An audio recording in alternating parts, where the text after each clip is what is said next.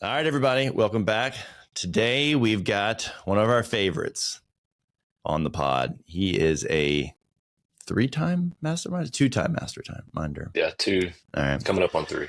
So, Alex, whenever you hear me talk about, or people who have listened to this pod, I throw the word out thoroughbred a lot, right? And what a thoroughbred means is someone who was just born to run, right? They maybe didn't get a clear shot at the pasture yet, but they were born to run. And when you kind of free them out, they're good to go. Like thoroughbreds just find a way to win the race.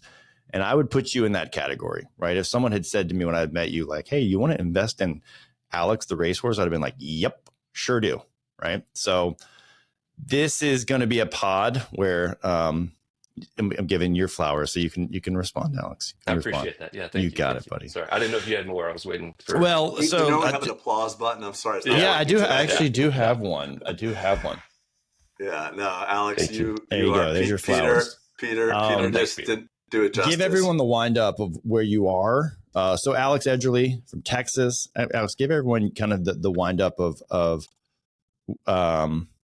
where you practice, what your practice like, and then kind of how we're going to evolve in today's session. So I'm a general dentist in Southeast Texas. I'm about 2 hours outside of Houston, right on the border of Louisiana. So I'm down here in the swamps, and born and raised here. Graduated dental school, had an associateship for a couple years, and always just my goal was always to come back to my hometown and take care of the people in my community. So I bought a practice in 2020, January of 2020, and got shut down in March. So that was less than 90 days into my practice ownership. I had to go through all that. So I look at that as I am so glad that I went through that right out the gate, because I tell my team all the time, like, we made it through that, we can make it through anything. But I have a just general practice. I mean, I guess I'm a super GP in the typical sense of I do everything here. We don't have many specialists, so we try to keep most things in house. Very much like David Almondor talking last week. I'm kind of a CE junkie, but the dentist that I purchased the practice from, he stayed on for a few years, just helping out. I mean, he was 2 days a week, and it was about the time that he really got ready to retire. I'd grown the practice substantially, and I could see the writing on the wall that when he left, I was going to be in a bind.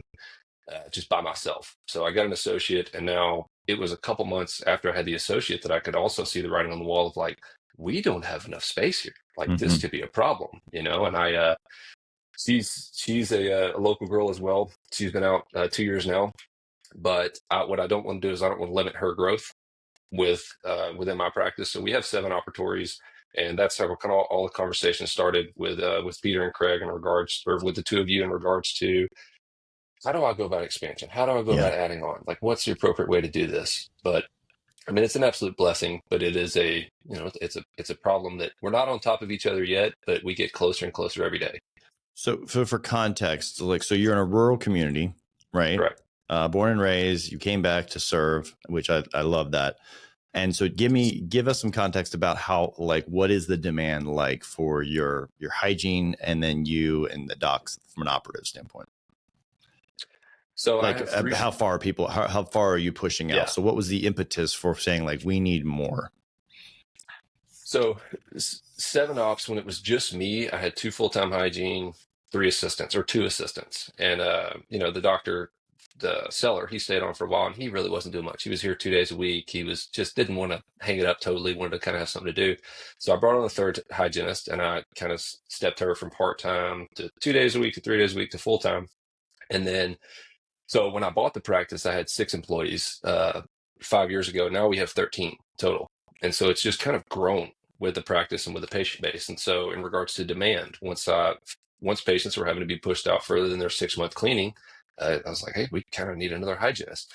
So now to date, I am booked out. I mean, further than I would like to say on here, but it is truly it's a problem. We've come into that scenario of, I've unfortunately had to train the front on how to say things, like how to schedule patients. Anytime that we schedule someone, we're going to put you in 2027, but don't worry about that. Like, wait, Alan, time out. Are you really? No. Okay, but just give the listener some context of like, you don't have to disclose your own, but like, what do you think is too far booked out? What do you think? Give advice here. When you are X number of weeks booked out, you really need to start having an honest conversation with your business. Well, I mean, learning from the mastermind. I mean, when a new patient calls, right? Like they've made the decision to go to the dentist, and they don't want to hear that Dr. Edgerly can see you in September.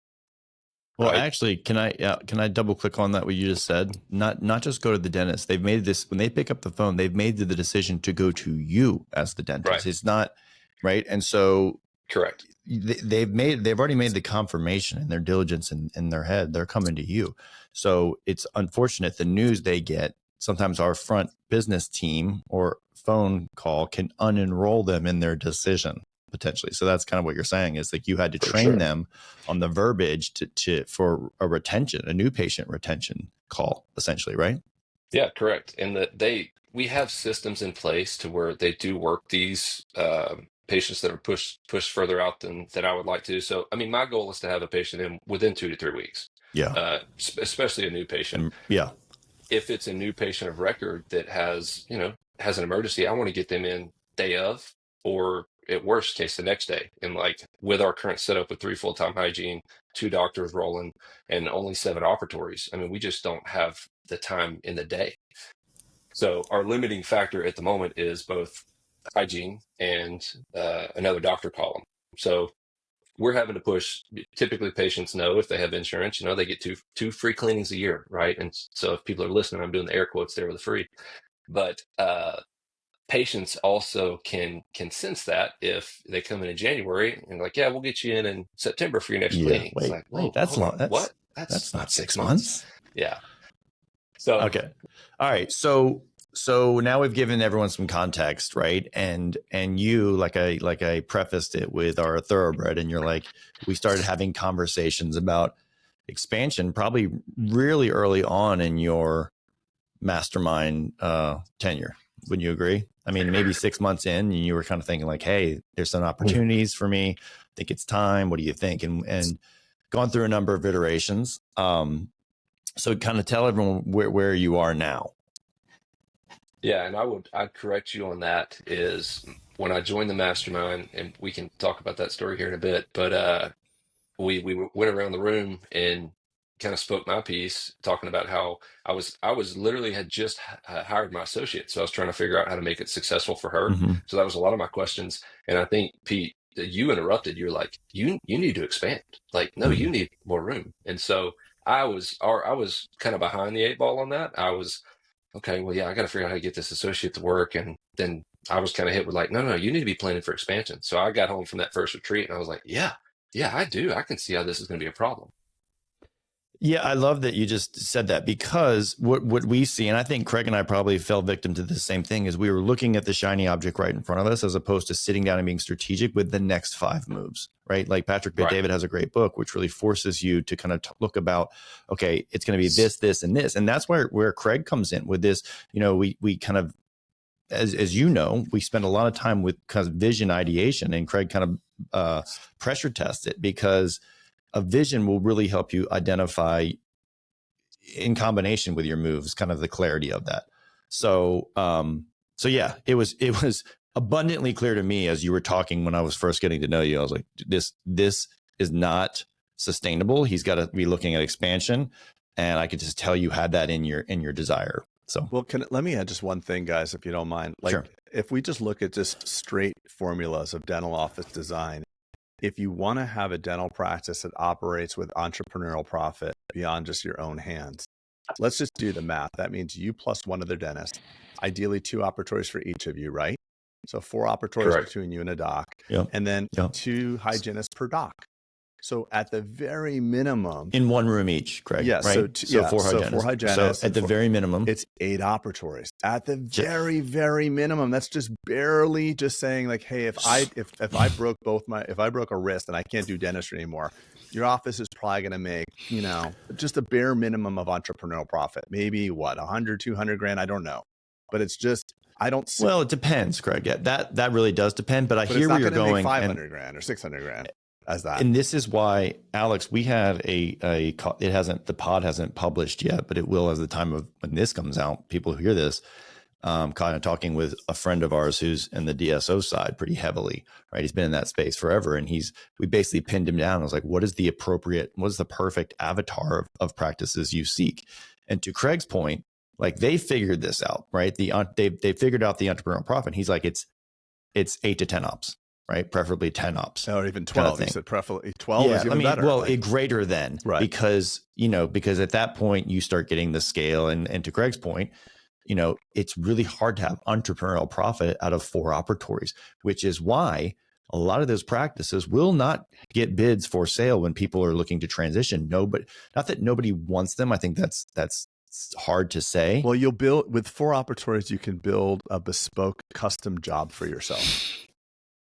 You could design it in such a way you can actually just be a dentist. But if you're going to go, like I always say, the difference between a solo practice and an associateship is very marginal level of benefit. Because look, you might pick up 3, 5, 7% more. I don't know, but is the sweat and grit and all the things that go along, even if you have a small office with 5 employees or 4 employees and 4 chairs, there's still extra work you need to do to run the business. And is that work worth it? So I think these 4 operatory facilities, let's just say you're a dentist right now listening to this, you've got 3 or 4 operatories and you're in a hard spot, meaning you have no ability to expand at all, left or right. You're in a condo building and people on the left and right of you will never sell. You have to decide at this moment, do I want to be a dental business person? And if so, I need to start planning for it, because there's a saying, things happen slowly until they're all of a sudden. So what was happening to you, Alex, unbeknownst to you, For sure. is it was slowly like you got booked out 2 weeks, then 4 weeks, and then 6 weeks. And I was like, holy shit, whoa, now I got to do it. Like you've been talking to your architect and all of a sudden one day you're like, architect, step on the gas. He's like, what are you talking about? Like, because that's what happens for us. We have this idea. Could I expand? I don't know. Is it worth it? Your wife's talking you out of it. Maybe your best friends. Like, what are you doing? Don't you know there's a recession going on? Don't you know that, the tariffs and everybody wants to stop you from doing expansion. And the frustrating thing, Craig, and you know this from building, and Alex, you're about to embark on, but like you deciding, oh, wow, we're overwhelmed. We need a new office. Guess what? You've got at least 2 years ahead of you. Yeah. 2 years before you're going to have that new office. And that's if everything goes quickly, financed correctly, smoothly, all those things. And you're going to piss off in the next 2 years, all of your good reviews and go check out Dr. Alex Edgerly is amazing and blah, blah, blah. They're getting pissed off at you. When patients can't see you, they don't walk away and be like, nah, they get pissed off. Like, damn it, you can't see me they text me. You guys can't. I've been going here for 10 years. You can't see me. Right. Oh yeah. So it's not like a good thing. You're smiling because you know. Yes. Yeah. All right. So that's spot on, man. It's just that by the time, and Peter, you've given me that little tidbit of like, no, you need to expand. And then exactly that. It's by the time I started working on it and realizing how long it was going to take, I was like, oh no. I mean, I had to call my architect 2 weeks ago and he was saying, yeah, man, I've been on it a lot. Like I'm working on it. I was like, I need you to keep working on it. Like we need this to be at the top of your list. I don't know if this is an additional fee or what, but I've got to get this moving because we are tight here. And again, for me, it's, I've learned so much from the mastermind in regards to entrepreneur profit and all that. And I didn't know what any of those words meant beforehand, but I love what I do. I love dentistry and I love taking care of the people that are in my hometown and that I grew up around. And so for me, it's always boiled down to, I just want to be able to take care of people. I want to take care of all the people that are in my community. And, there are some distinctions there, but it hurts me on the inside whenever I am limited in that regard. And so again, I have a great associate she's been wonderful. She's a wonderful culture fit. Her and I have a very similar treatment philosophies, but I also, in regard to the patients, I don't want them to have to wait longer or decide to go elsewhere because they can't get into our practice. I also don't want to limit her growth either. Dude, if really the thesis is I want to serve the community and you're not able to give correct cadence of recalls, it's incumbent upon you to expand. If that's how you really want to serve your community. Remember we had this talk with Eric, remember years ago. By the way, I want to build on what you just said, Peter. People think about expansion as something for you, Alex, and what you said is so perfect. You want to help other people, whether they be patients or doctors in your ecosystem, or maybe it's like your office manager who she might be capped out at a certain point when she's managing 8 people. Imagine when she can manage 20 or 30. So I like this saying, and it's from Tony Robbins. It's life supports those which support life. Basically, what does that mean? If your endeavor is to help more people, the universe, God, whatever you want to call it, will get behind you. If it's about like, how do I get more money? That is the worst possible thing. And I can tell, and people listening to you can tell your heart condition towards this. You want to serve this community, although it's small, deserves the very best dentistry that people can afford. 100%. And you have to do it. And if not you, someone else should do it, but it should be you. So I think that's important for everybody to hear that. And we can talk about Eric Martin, another masterminder in his small community. His first thing was like, I want to work 80 hours a week because there's so many people that need me. And how many hands does Eric has? He only has 2 hands. He can't do 150 hours of dentistry. So now it was changing that vision. Okay, let me allow other people to come into this ecosystem. Now let me build the building. So I think us as dentists, if we can get behind the true spirit of providing a community with a service, life will reward you. And I love where you're coming from. 100%. And That's even great. to that, with the schedule and just with us being so busy, that was one of the moves that we made, was like, you know what? I'm so tired of insurance companies telling me what I can and can't do for these people. So we got out of network with all insurances. Did you do it all at Didn't once slow or down. slowly? No, we titrated. Good, I that's titrated important. over a year. Yeah, important. But do you have a didn't membership affect our plan, schedule Alex? at all. We do. You do. Yeah. Correct. I think that's a good weaning or a good titration strategy. Sorry, I missed you, Peter. What'd you say? Did you have what? I think having an in-house plan is a good way to wean off of if you make the declaration like Alex just did, as opposed to, it's not super binary at that point. It's not like, okay, insurance, no insurance. It's like, hey, we have this middle solution kind of thing. So that, we're promoting the heck out of that right now, Craig. I mean, and Craig, you really push me on that as well. Kind of the in-house, who do you use, Alex, for model. We do it ourselves. Okay, cool. Nice. Cool. Nice. Yeah, we created ourselves. I mean, I did it primarily for the patients that are retired, the patients that had just insurances that they were paying more than they needed to, and it wasn't helping. Yeah. So I used it as exactly as you said, as a titration of like, hey, just let me do this for you. Like, I love that it buys loyalty to the practice. I'm able to also help the patient in that scenario. They're getting a better deal, better discounted rate. But it's been, nothing has seemed to slow our growth down, which has been a fantastic problem to have. Yeah, I mean, so look, by going out of network, you literally probably added 30% to your bottom line. Same patients, just increase in fee, less hassle for reimbursements, less operational cost to file and chase people. Yeah, I mean, you're a perfect example of it. One thing I would add caution to, I know there's a lot of Facebook groups and people like, get out of the PPO. Don't do it quickly. I've done that. I sent a Dear John letter to every single patient in 2012. That was not smart. So titrate it. You want to do one because it actually takes time. When you go off of one, it takes 6 months to know because they just came in, and then you probably want to wait at least 6 months and then they do the next and the next. And there's strategy with what you did too, Craig. You took your least favorite or your biggest offender of fees, and you said, let's cut this one, right? Yeah. But you also, and I remember when you were going through this, you also then identified what was the population of said people inside your practice. Like, where's going to be the bulk of our move, right? So we need to be very careful. Yeah. Meaning, if you have insurance A, insurance B, insurance C, but 80% of it are insurance A, then you need to be very careful with that move. And another layer to this as well, just for multi-doctor practices, some doctors actually need insurance to be successful. So let's just say you're Alex. There we go. And it's okay. Here comes Craig's famous line that's gonna get us get us banned. No, well, insurance is the price you pay for not being remarkable. I love that quote. Let me drop some cuss words before this thing gets cut. No. It's go screw yourself, Pete. No, what I meant is I meant like, so I have an ecosystem where, and Alex, this could have been an interesting thing for you. Let's just say your baby doc, your new associate was brand new and you're just really busy. You could yourself go out of network and leave Dr. Junior on some plans. You could have done that too. So you don't make these draconian big moves when you're running a business. Make small moves, titrate. I'm really just speaking to myself from 10 years ago because I'm the guy that like did massive moves and screwed everything up. So if you have a multi-doctor practice, maybe you as the top doc go out of network. And then, And I try to, go ahead, I'm no, sorry. that's it. That was all.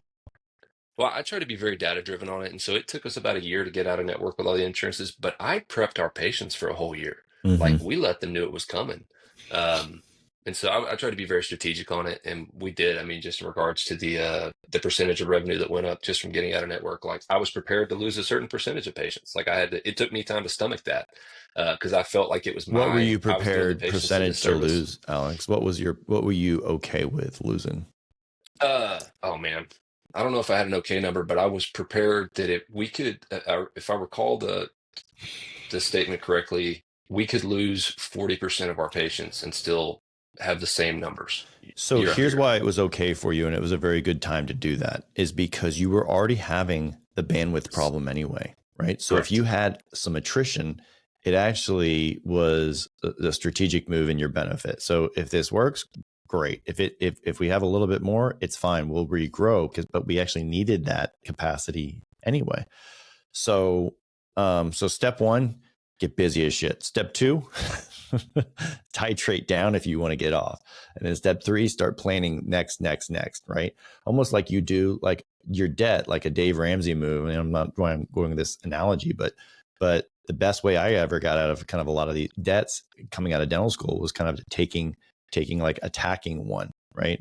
Like metaphorically speaking, in the insurance plan, right? Let's attack that one, get rid of it, right? All resources. All right, Alex, let's jump into the thesis of why you're here. And then you and I were kind of texting and talking, and I don't know at what point, and I was like, dude, let's just get you on a pod, and why don't you ask the questions that you want to ask, and I'm sure a lot of people are thinking the same thing or too afraid to ask. But so where are you now, and kind of what questions have come up? So right now, we are at 50% completion on the construction documents with my architect. So we're hoping in the next 2 to 3 months potentially to be able to go out to bid with contractors. I talked to you a little bit about it, Pete, too, in regards to the loan, and so I do have some questions in regards to that. But I would want to throw into, which was something that was very, very valuable for me that I learned through the mastermind, was in regards to chair utilization rate.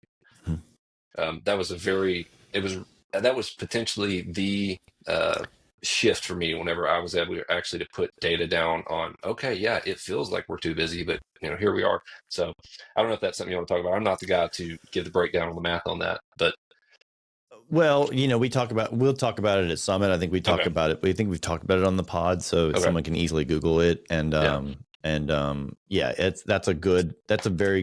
one of the 5 bulletproof metrics that really, I think, are the key barometers to your practice health on a go forward. All right, so yeah, that was great. So I'm at the currently I'm at the 50% construction documents completed. And Alex, so, back up just for 1 second. yes, Tell the audience like what you're doing. What are you doing? So you're in Oh, 7 yeah. operatories now. What are you going to? Thank you. So currently we're in 7. We're going to 12 with a surgery room, so 13 total. And are you rehabbing the existing structure, or is it a brand new? I know.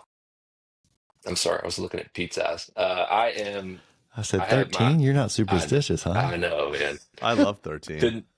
Couldn't do 14. 11 wasn't, or 11 and 12 just wasn't enough. So, yes, I own my real estate. My practice sits on about an acre land, so I have space to go behind the practice. So we're going to completely, essentially, build all the new operatories there, build a new break room, a new associate office, new restrooms, new lab, new sterilization, and then a current operatory is going to be broke down for a hallway, and so we're just going to have a tied in. Very cool. I'm looking at your facility right now. There it is on the screen, right? Yep. Correct. So if you zoom out even farther, Craig, zoom way out. Right. My degenerate ass had him trying to buy this whole block of land. Oh yeah, trust me, I know it. I am looking at this land. The 25 acres around. Well, look, there's round bales here. There's cows behind you, right? No, there's just hay. They bale it for hay and sell it off. Okay, we'll just buy that. Put the cows there. Let's talk. Yeah.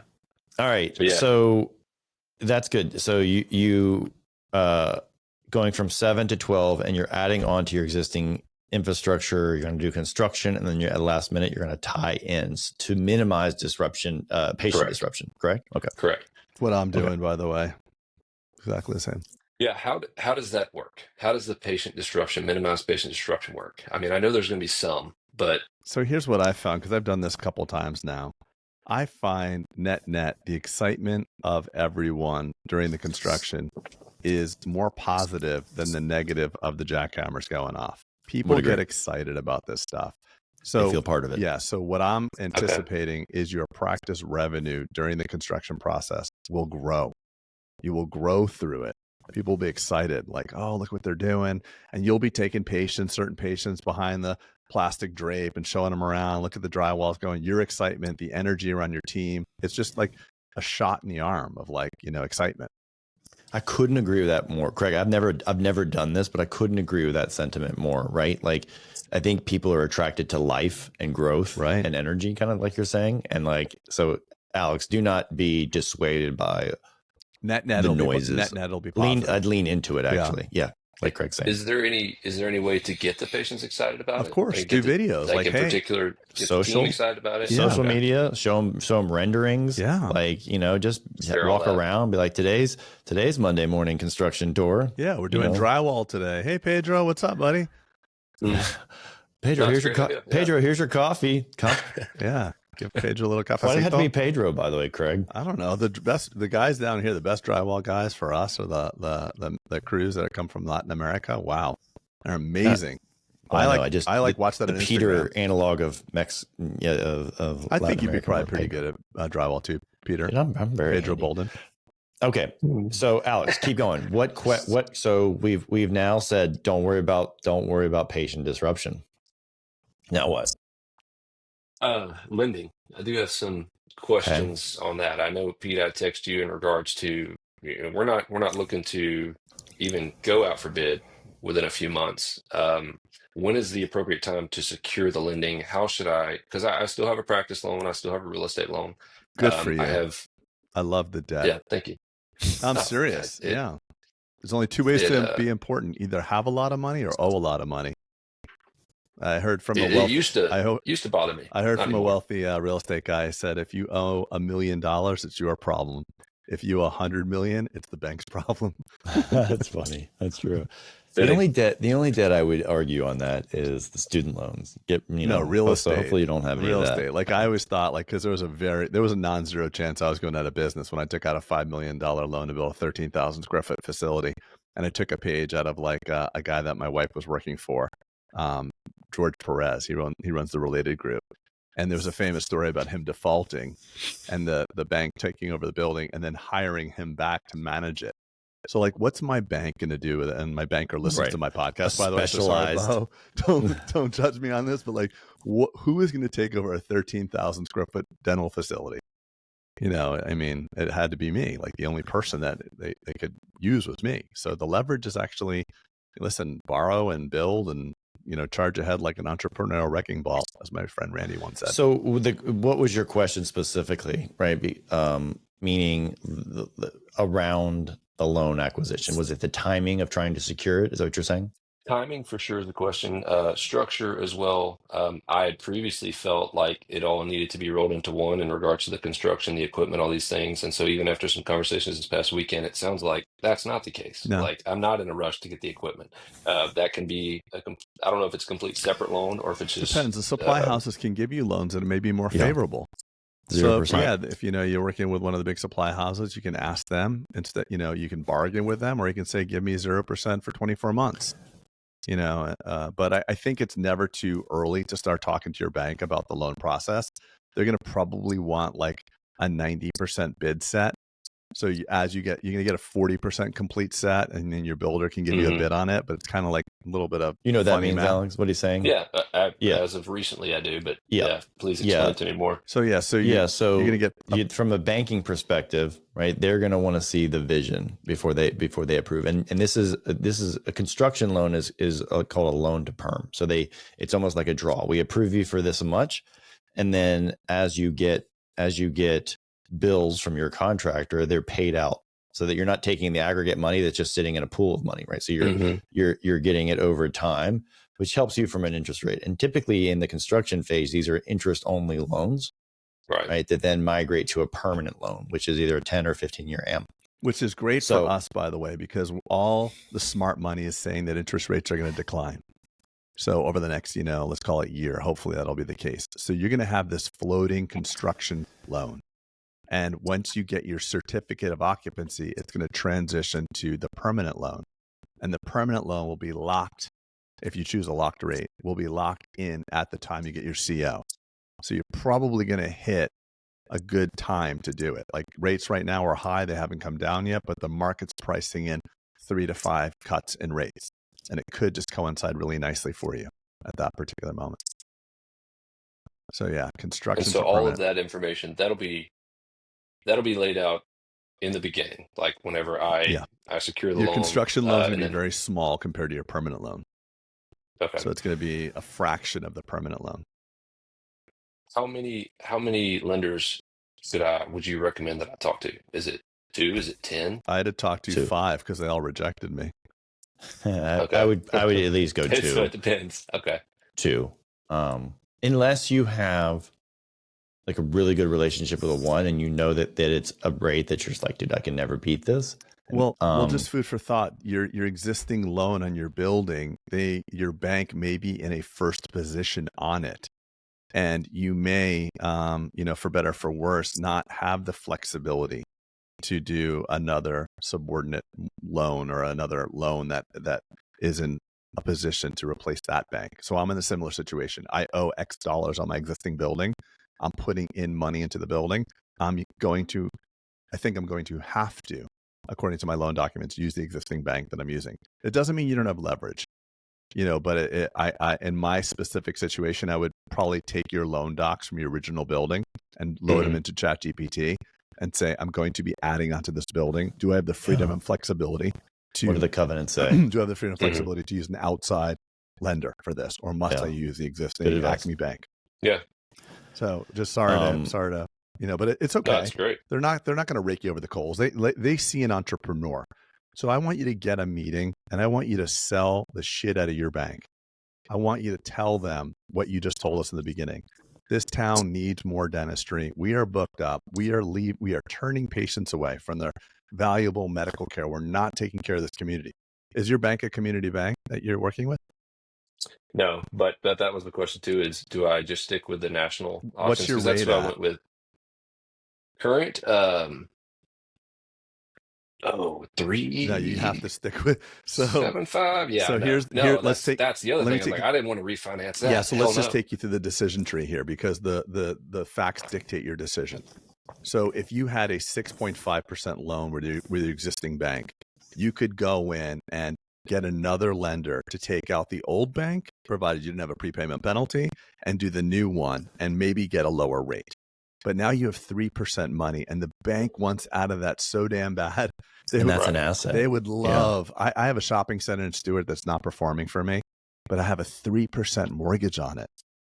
And the fact that I have 3% money, the thing's going up probably 8% a year. So even though I'm screwing up the property, I'm not doing well. It's nothing like our real estate deals at Bulletproof. I'd love to take that money out and pop it in one of our deals. But the mortgage is so precious. Like Peter says, it's an asset. So you're probably going to go with what's called a blend and extend. So you're going to talk to Acme Bank that holds your loan, and they're going to probably loan what, Pete? 6.5, whatever. Current, right? Yeah. So what's going to happen is, let's just say you owe $400,000 in the existing, and you're going to borrow $200,000. You're going to have $400,000 at 3% and $200,000 at 6.5. So the blended rate will be blah blah blah. Is that helpful? Yeah. And you're saying that'll be with the current lender. It depends on your second mortgage on your existing on your expansion, right? So you don't want to give up the low interest rate is what he's saying. Yeah, but you could, according to the covenants, not be allowed to encumber the property with another lender. Does that understand? It's like who's in position over each other. So I'd love to tell you go shop it, but just look at your language first. My guess, and I'm going to guess, and please text us back. You're not allowed to get another outside lender unless you take them out. That's just my thought. Yeah. No, I'll definitely look into that. The whole lending conversation came about with again, first time doing this. So I signed on with an architect in January, and he gave me a line out of, hey, at this point of our project, this much will be due, and this one, this much be due. And so when it got down to the construction area, I was like, oh yeah, I'll be, that's the biggest number on this sheet. I'll have the loan by then. Well, that was due last week, and I hadn't even talked to lenders yet. So like, oh shit. Yeah. Do I need to figure this part out? It's okay. Don't worry about it. It's all good, Lynn. It's learning. But listen, I want to just point out the math equation, right? So we're talking about the superficial math, the surface layer math of I'm going to borrow X dollars at such and such a rate, and I'm going to be able to do more dentistry and serve the community, right? And that's going to be a good ROI. Sure. The biggest hack to this equation, the algorithm that makes it all just the biggest no-brainer, is how was your tax bill this past year? Did you feel good about the number, or were you like, that was really good? I was really efficient this past year. Your quarterly payment doesn't typically make me smile. Right. It doesn't make you smile, right? Well, guess what? The real math that you're going to enjoy is when the building gets done, you're going to do a cost segregation analysis on this. And you are not going to pay tax for a very long time. And with Trump, passing that legislation that hopefully will go through with 100% bonus depreciation going back in, your net return on investment when you put the tax dollars aside is going to be mind-boggling, because you're going to put $100 into your building. The government's going to allow you to pretend like every year it's worth a lot less, and you're going to save all the tax dollars. So what really winds up happening is in a leverage situation. So if you take, even if it was at 8% or 9%, because a lot of people are saying, oh, Alex, what are you doing right now? Rates are crazy. What are you doing? No, first of all, rates are not crazy. 6.5% historically is actually a very low rate. And remember, you're tax efficient on your rate. So you're only paying, as a 35% tax bracket, you're only paying 65% of 6.5%. I don't do math quick, but what is that real rate? 4%, 4.5? Do you understand what I'm saying? Yeah. Mm-hmm. So the tax liability that you are going to offset makes this math so freaking crazy that I'm sorry to tell you this, but I'm going to say it here recorded, and I'm going to play it for you in 5 years. You need to go bigger. Peter, do you agree with me, now by the way? there's two Peters on this call. No, but That's Peter, right. honestly, I'm going to play this back. When's your birthday? I'm going to send this to you, your birthday 2030. It's okay. You will. But May 23rd. So okay, but send it to me Friday, and then 5 years from yeah. But I'm going to tell you right now. Talk to the farmer with the hay behind. That's all I'm saying. Talk to him. No. Just That's talk another to him. podcast. I'm sorry, Alex. We were not supposed to go through there. Yeah. I didn't know Talk that, about but construction. you're gonna see. You're gonna see when you pay no taxes. You have the tax system's geared for one of two things: either become an entrepreneur and create value for our country, build, hire, grow our economy, or sit back, make a lot of money, and we'll take your money and we'll go build the economy with our tax programs. We'll hire people to study frogs in Louisiana for you.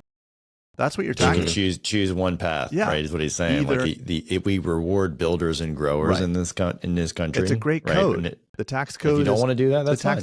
Pay your toll and move 90% of the tax code is how can you, Alex Edgerly, create more value for America? How can you hire more people? How can you employ more people? How can you build more things?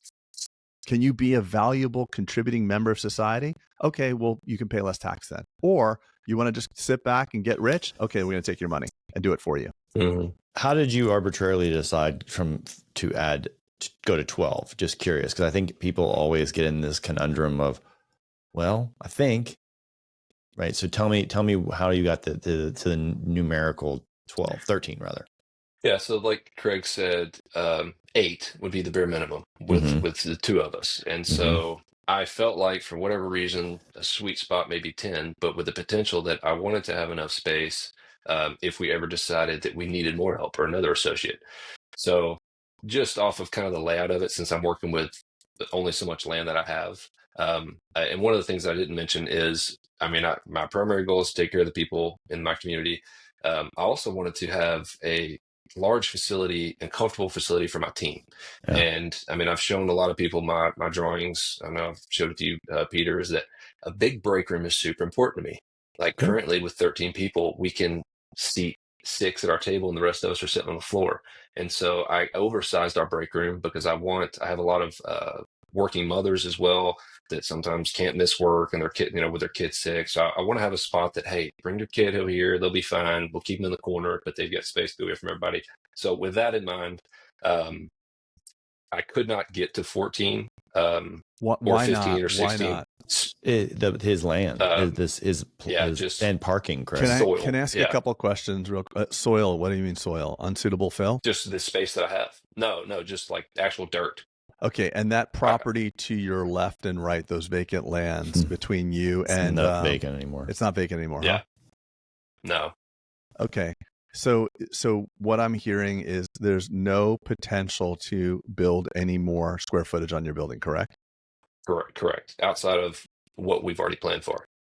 Okay. And you're going to the back of the building where those trees in the field are? Correct. And the building to the right is an access to that big agricultural land that's the back of you? Correct. Do you know that landowner? Yeah. He's a dentist. Pete and I've talked about all this. It just didn't work out. And then to the left, they've actually, I think the image that you're looking at, they've actually built a donut shop now. Okay. So we've got we have some good potential to continue to stay busy because we have a cavity factory right next door. Okay. So I'm sorry to take you down this road, but what's the arrangement of the land behind you, that big acreage down there? What do you mean? The arrangement? Yeah. It's one parcel. So it's one large parcel of what, like 35 acres maybe? Mm-hmm. And could you ever secure that? No, Pete and I've talked about this a ton. I tried hard on it. It didn't work out. And there's a bunch of reasons for that. But okay. So where he's going with this, and Craig, just put a pin in that, and I can brief you later on all that. Okay. But he's right. It's not plausible any longer. So where he's obviously going for the short term? For the foreseeable future. Okay. Yeah. Okay. Correct. So where he's going with this is what his speculation is that you are very quickly going to be in the same position in 12 operatories that you are in 7. Yeah, I do fear that. And what I was going with, I wrote a note to myself to tell your architect to design space that you don't necessarily need. I did it with my building. 18 ops was crazy to me. And I just asked my architect, tell me where I can build more. Can you just design it for me? And he did. And I'm doing it now. But yeah, it's okay. I mean, listen, trees don't grow to the sky either. There's a certain point when this can be done. But I do think, you're going to get into a point where it's like, okay, grow again. But I see a lot of land around this town too. Yeah, and that's always an option as well. Well, okay. All right. So what other questions? So we talked about capacity. We've talked about kind of lending and how to act on that, right? The first thing which you're doing, and it's always shocking to me how long it takes, is architectural plans, right? And there's always and unfortunately, Alex, what I see people do, and I am victim to this as well. I'm so eager to run like a thoroughbred, or run, at the speed that you just want to check the box with your plans and roll on, right? And get the money, get the building, let's break ground. And if I had any advice to anyone listening to this, I would tell you, spend copious amounts of time with your design, right? So much so that you're buttoned up. And especially as a practicing dentist, here's what I would recommend. Get down to the outlet goes here, the tile choice is here, because here's what's going to happen. You're going to start construction and your general contractor is going to be blowing you up all day long. I need you to come look at this. Hey, we're ready for the plumbing fixtures. Plumber's coming tomorrow. Ready for this. And I have done this, you would think I would learn from this, but I put myself in this predicament all the time because I want just go. But I would tell you, like, in this downtime, be buttoning up everything about. First off, make sure you love the ergonomics. Second thing is make sure that you have the time on your side to pick all the nuances. And ideally see if you can get someone, when you finally get your plans done, if your architect doesn't offer something called Revit. Oh, it's so funny. You know what? I don't even need to be here. You're like saying everything. I just wrote down Revit. I said the same thing. Yeah. So Revit, Alex, is when I built Never heard of that. Tell me about it. When I built like my Johns Creek one, which was 2020, right? So I actually went to an architect who I wish I, in hindsight, should have just kept using him, but I didn't. Went there for the display, and they put on some VR goggles, and we walked through the building, right, in VR. And I was like, and I would turn my head to the left and looked at that room. And I was like, no, the TVs are way too far away from the whatever, right? And ironically, that build was a pleasurable build to do. The rest of them have felt like I was chewing glass all the way through, including this one I'm literally about to open in a few days. It's just advice. So Revit allows you, it's not expensive. It's a technology they can export but you can virtually and see things in 3D. And so that would just be my advice to you is, I know you're ready to go. At what point would you utilize that? So it's not important, meaning you can start, you can break ground and stuff like that, but like just know that. So for example, in construction, there's a lot of things that have to happen. The grading and the foundation and then the plumbing, all those things. Once you nail that, you're fine. So you have time to work on that. It's not going to stop you from groundbreaking. But don't just sit back and my advice is don't just sit back and watch like groundbreaking and be like, okay, pretty cool. Because you're going to get to the place where they're going to ask you all these specific questions. Right. And then you're going to be like, oh shit, I have to go see this patient. And it's going to stress you out. Right. Because you really should be almost full time to that if you haven't prepared. So that's just my advice. Like little things, it's just little things. Expand upon it too, Peter, if you don't mind. So like there's something that you're going to become very familiar with, which is called a change order. So when you have an outlet that you catch that you want to move it because it's 1 inch off the floor and you really need it 36 inches off the floor, when they rough it out and they put the drywall in and you notice it there, that costs like X dollars. Let's call it $500. Versus if you do this in Revit and you see the outlet layout and you can catch it before anything's been done, it's literally $10 to add an outlet or $20. So what Peter's talking about is the quicker you can catch things that you have to change, the less costly it is. Both of us, and you will be this as well, you are going to have to rip certain things out. No matter how 100%. Good you plan, you're going to see something like, oh shit, that outlet is actually below the counter. I need it above the counter. Go ahead and move it. And you may not know it till the drywall's been finished and the counter's installed. And the counter guy comes and says, hey, your finished counter coincides with the outlet. Oh shit, move it. And it's like a death of 1,000 cuts. It's not like you're going to have to move the front door, but it's like these series of cuts, like 500, 1,000, 1,500. You're like, no big deal, just move it.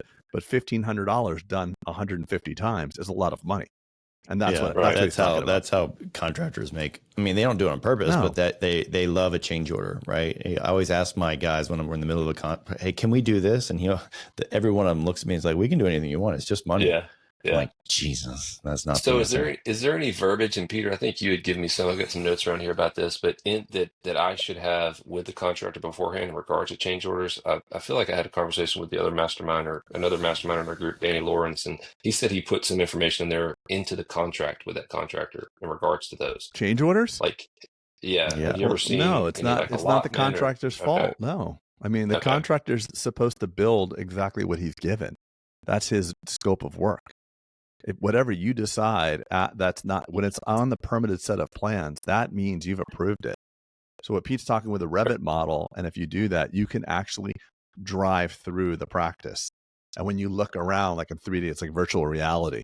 When you do that, you're like, ooh, I don't like how narrow that room is. Like that's really narrow. How wide is that?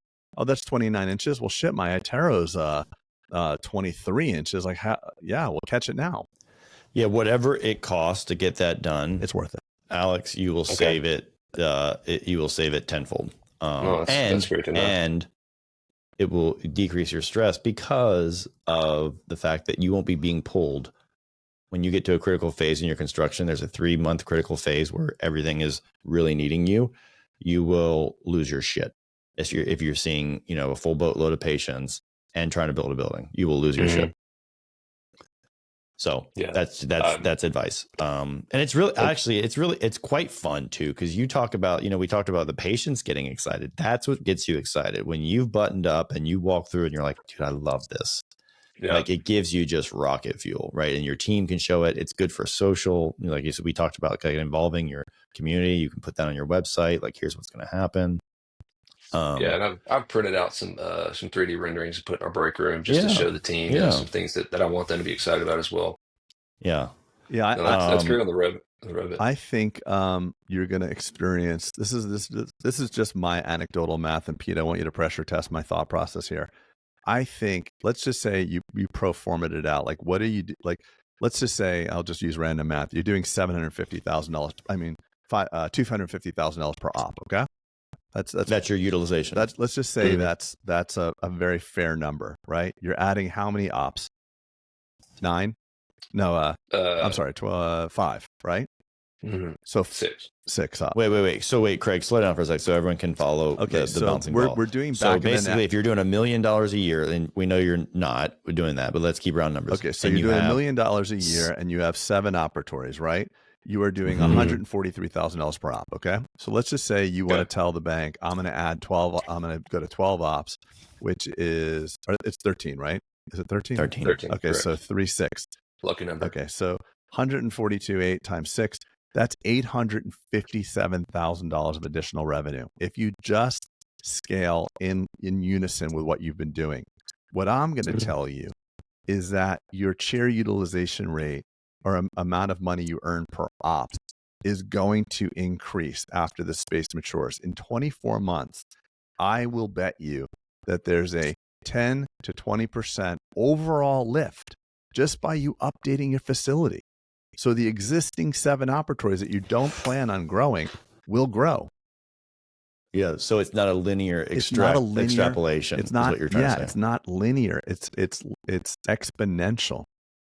And that's why, dentistry is like a form of retail. People want new, fresh environments. We've all seen the amazing restaurant that didn't remodel for 15 years, and it's no longer the amazing restaurant. And when you built this practice and bought this practice, there wasn't the shiny new donut store, or bespoke donut store you had. Is it a specialty donut store? Or is it like a Dunkin'? Hometown. Is it nice? How much did they spend on that building? Oh, they spent a ton of money. Like, it's gorgeous. I'm blessed that they have I think it was probably $600,000 or $700,000. Right, but it's a nice looking place. Yeah, it really is. And they sell donuts, and people go to donut shops not thinking, am I going to get sick or hurt, or can I trust this donut shop?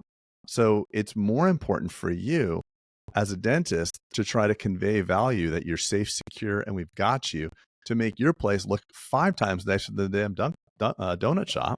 Nice. So the donut shop's doing it. You need to do it. And here I am in Delray, by the way, and I just want to bring it to an example I have here. So when I built my building, our town had no nice hotel. The restaurants were okay. Our town's gone through a renaissance in the last 13 years. We have Michelin-rated restaurants, really pretty hotels. What does that do? It's elevating my community's expectation that this place needs to be nicer. So I built it. It was the nicest thing around. And what happened? Everything changed around me. It got nicer. So now this place, although it's still nice, is kind of blah compared to that. So the donut shop is like an inference point for you. And I guarantee you they did exhaustive demographics to say, this is a 6-lane road or whatever it is. We need to step it up. This is a great location. They did that. You need to do that. And I'm just super proud that you're riding this wave of development that's happening in your town. Because it's the other people listening to this podcast have a donut shop that's going out of business next to them. So the thing that I think, Craig, too, you're hitting on, and I feel like, Alex, and you've probably heard us in Mastermind and Retreat, and we're always beating the table like bigger, bigger, bigger, and that's not necessarily the message in all cases. Believe it or not, we don't say that all the time, but it's, for whatever reason, we dentists are very risk averse, right? And so we think like, oh, I want to grow, but I don't want to grow too much, because like, what if this doesn't work, right? And so you're smiling because you're like, dude, you've gone through these iterations in your head. Like, I don't want to go too big, because, and I have to say, and Craig, you've probably coached more even prior to you and I becoming friends, you probably coach more dentists than I have over the lifespan. Have you ever heard someone say to you, you know what, Craig, I built this office too big? I have, but only in the first 6 months when they move in. Okay. Yeah. And that's what I went through was I was just going to go to 10 or 9. Right. Because that's good enough. Right. Yeah. Right. Yeah. So finally I was like, you know what? Screw it. We're going to get to 13. It's not a problem. It'll be fine. But it took me a while to get over that mindset. Yeah. Yeah. It's an interesting thing. And look, it's not for everybody. I'm not saying like everyone go as big as possible. I'm not saying that at all. You know me. What I'm saying is like I talk most people out of it. But like Craig's saying, it's make data-driven decisions. You can do this on math. And just like he's saying, like, hey, the base case, the floor case for this is that we do $100,000 in operatory, and here is the scale. And like does the model work when you add $600,000 a year, right? Does the model work with my debt service and the downside and the potential COVID and the potential losing this employee? Like all these simulations, right? You run it. You don't just operate by gut. You put it down on paper and like, okay, what if this happens? Okay, what if this happens? Okay, what if interest rates go up? Okay, what if interest rates go down? And you just simulate that. What if we experience a 20% pullback? What if all these things, right? So it's not just I think. It's let me kind of run some speculative data so that at least I'm moving forward in a proactive way. And when you start doing that, right? And I did not do that my entire career. I say that a lot of my faults came from emotional decisions and my gut feeling. And when I shifted that to make sure that they were data driven, it's like, oh, that worked. Oh, that worked. Oh, that worked. Right. So you just encourage you whenever you get that feeling in your stomach, Alex, of like, I don't know, just use math. Yeah. Mm-hmm. Math was a big part in the KPIs. Those were a huge part of the reason that allowed me to swallow that. Just, I couldn't believe it. I was kind of almost imposter syndrome. Like, I can't believe I've been here 5 years. Like, this is crazy. Like, this must be everybody. Like, is everybody this stressed out? Is everybody this busy? This. So then I finally started looking at it, talking to some of the masterminders. I was like, oh yeah, okay. No, this is. Well, that's another benefit. Like it's the group. I was going to say, you're in the wrong. And that's why I always encourage everyone. If you don't have, I'm not saying join Bulletproof Mastermind, but like join a group where you cannot feel like you're just this lone wolf out by yourself, like with no support. Like, some of your best buddies were pre-existing mastermind, but you're in it with some of your buddies. And I'm guessing it's probably only fortified your relationship and fortified your transparency. And like, you don't feel alone anymore, Yeah. No, and I've made some fantastic friends. I mean, you talking about Eric Martin. I mean, Eric and I talk, we're in different ends of the country and we talk probably once a week for a couple hours. It's Mastermind's been great. I'm very glad I joined. Bonner Morin, he was a previous masterminder. He do you want me to tell my story right now? It's kind of I don't know how much. Please. Don't let me run it over. But I reached out to Bonner because I was at a point where we had just had. So my son was 2 and my daughter was about to be born, and I was just overwhelmed with the practice. We had grown. I mean, I went from 6 employees to 10, and I'm a big 3-year goal, 5-year goal, 10-year goal, and so we'd already hit my 10-year goal at 3.5 years, and so I was just, frazzled, stressed out. It got to the point where I started doing blood work and like couldn't sleep, all this stuff. So I reached out to Bonner. I was like, I need some help. Like, I don't. This is good problems to have, but I need some help. And so Bonner talked to me about Mastermind, and my wife, she was like, I don't think you need it. And I finally kind of had to sit down there. I was like, no, you don't know what I need. I am not in good shape. Like, I'm worried about my future. I'm worried about being, present for my kids. And so joined Mastermind, just looking for some guidance. And Craig, you and I talked at the first retreat that we went to, and again, going around the room, just asking everybody, what are some things that y'all could help solve. And my answer was, and I kind of got emotional. I said, I was like, I just, I don't like complaining about it because I feel like these are fantastic problems. But my answer was, I just want to be a good dad, and I'm worried about the trajectory that I'm on. Like, I may start missing things with my children, and Mastermind's been fantastic for that. I mean, y'all have helped me kind of realign some things, get realigned with my team, manage growth, implement team members in certain positions to allow some of that stress to be off my shoulders, allow me to get home at a better hour, allow me to be more present at home with my kids. So being a part of not a support group, but I mean, it kind of But is. it is. It is. Yeah. And there's no shame in, like, look, we all need support groups. Every one of us, right? Like even people who can tend to be lone wolves like me, like, I don't need it. I don't need that. Like, you need it. You fucking need it, you know? Yeah, I Well, think that's Eric Martin. I was talking to Eric the other day, last thing I'll say, and he said something. He's like, "Quit bitching. Like, shut up. You're gonna be fine." And so, literally, the next day, I texted him. I was like, "Hey, man, thanks for telling me that. I needed to hear that. You're right. I was just bitching. Like, I needed to be, But sat down." here, Craig, let me just say this. So here's where this is important. No one in your ecosystem, Alex, would have said that to you. Not your employee, not your wife, no one would do it, right? So it took someone to be like, quit being a little beat, right? Yeah. And that was accountability that you was like, you got checked, but you never get checked because everyone's like, oh, you write my paycheck. Oh, you just come home. Oh, do this. For sure. No one checks you, right? So that's why I love it. Good for you, Eric. Good for you. Yeah. Craig, anything in closing? Yeah, I get sweaty back when I see this ticker going over an hour. Yeah. Like, just to kind of wrap it up, I think, the support group is, to me, implies like, a different connotation. What I see is like, you want to run with the runners. And in my life, I was just blessed to be surrounded by runners. And when I hit the wall and I was hopeless and dejected, I didn't have a Bulletproof mastermind. I would have loved it. It would have been more appropriate. But I had people like Randy who wrote me, these emails like, where doctors are, we want our daughters to marry doctors. Banks always loan to doctors. Doctors never go bankrupt. Charge on like an entrepreneurial wrecking ball. So it's like, it's your circle. And even some of the people that are listening to this right now have really loving friends, loving family, loving friends. And your wife saying to you, you don't need this. She loves you. And she said, you don't need it. It was like, you got this. You're fine. You don't need it. So if someone loves you, but they don't understand what you need, or you're just in the wrong group, it's just as bad as someone wanting something bad for you. And some people that are trying to protect us are just coming from their own fearful place. So your wife is like, if you have a spouse, and I'm not picking on your spouse, Alex, she's lovely. But if you have a spouse that's saying things to you like, honey, I don't know, this is risky, let's not do it. That hurts you, hurts your career, hurts your community. And you need other people that are charging ahead.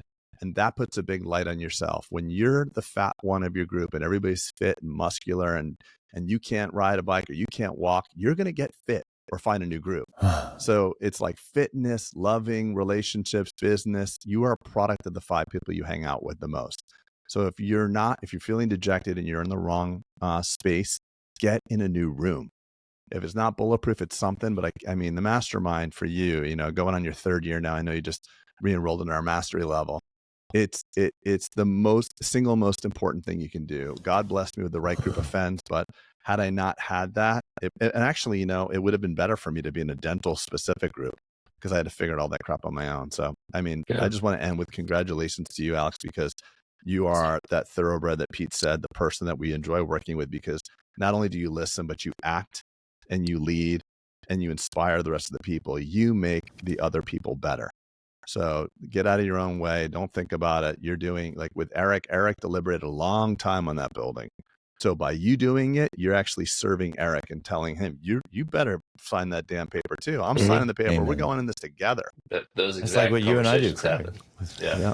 No, and thank both of you for making me better. And, that's awesome. and I know my wife's going to listen to this, so I need to say too, like, she's on board. Yeah. Like, it was just a matter of me being transparent with her on what I needed. Well, we made a believer out of her too. I love that. Right. And when she was like, you don't need that. Oh, he needs it now. It's all good. Yeah. All good. She wants me to continue too. So it's been good. Peter and my wife would never listen to a single podcast we've ever done. My wife doesn't even know I have a podcast.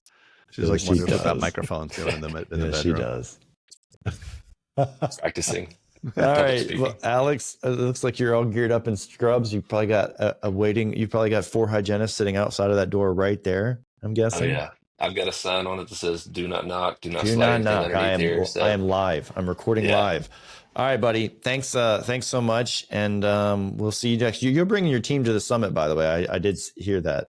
I am. Yes, sir. Yeah, I brought 10 or 11 of them last year, bringing 9 this year. And wow. before I joined Bulletproof, I'd never listened to a podcast. I never joined Summit.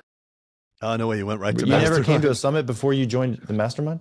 Nope. I see a lot of, there's a lot of people like that, by the way. Nope. Really? Just jumped You both just feet in. skipped over a bunch of steps, huh? Yeah. Who needs that summit screw stuff? it. I just need I need to go. one-on-one. Yeah, Who needs one weekend when I can get a full year? that's it. Yeah. But yeah, we'll be there. We're very excited about it. Team's very Awesome. excited. They loved it last year, so we're gonna do it again. Yeah, we're excited. We're excited. Okay, buddy. Have a great day, and we'll see everyone next time. Bulletproof. Thanks, everyone. Stay bulletproof, guys. everyone. Bye.